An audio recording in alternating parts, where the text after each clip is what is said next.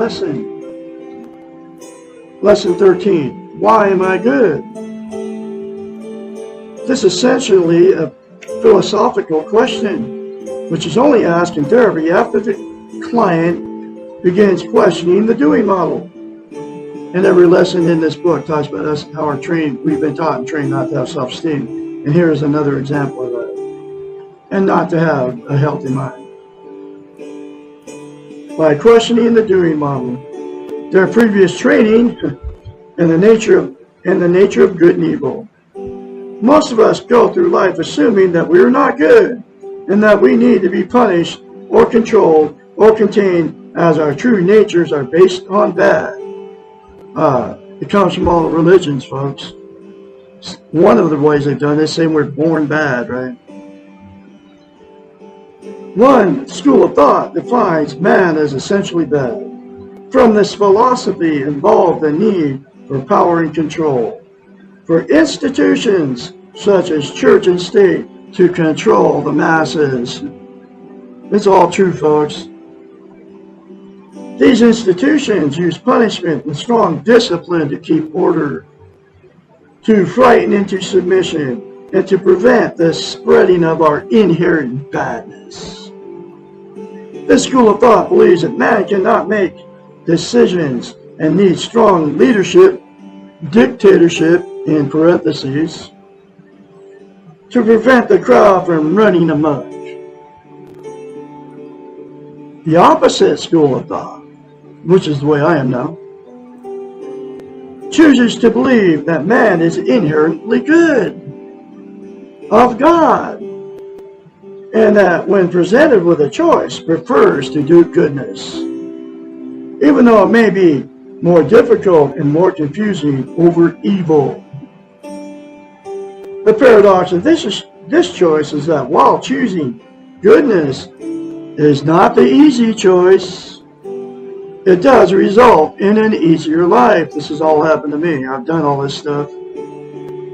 Often the good choice may not feel right, while the easier choice may feel initially better, but may result in a form of evil. A perfect example of this paradox is the concept of caretaking. Our doing model defines all caretaking behaviors as good. However, a large number of caretaking behaviors are not good. People who are being taken care of cannot feel a sense of mastery or control over their own lives. Therefore, the choice of goodness and the control over this choice belongs to the caretaker rather than the person who is being taken care of, which is the opposite of the intention.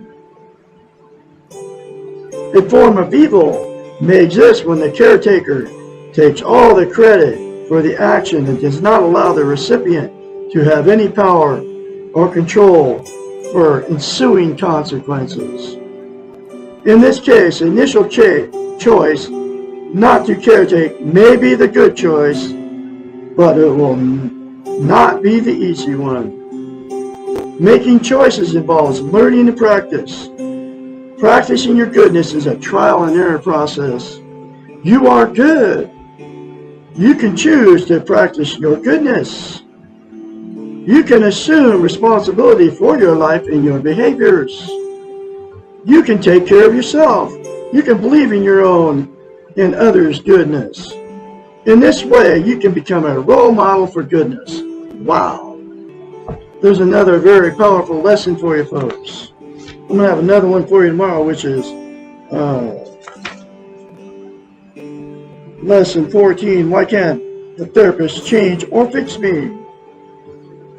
You all remember to say 4 things to yourself in the mirror.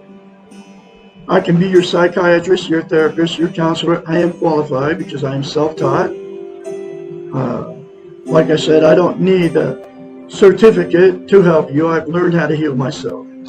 Call me 458-232 to schedule your first 458-232-5238 to schedule your first therapy session. I'm here 24/7. Call me anytime. Say 4 things to yourself in the mirror daily, folks. And you can go ahead and get this book right now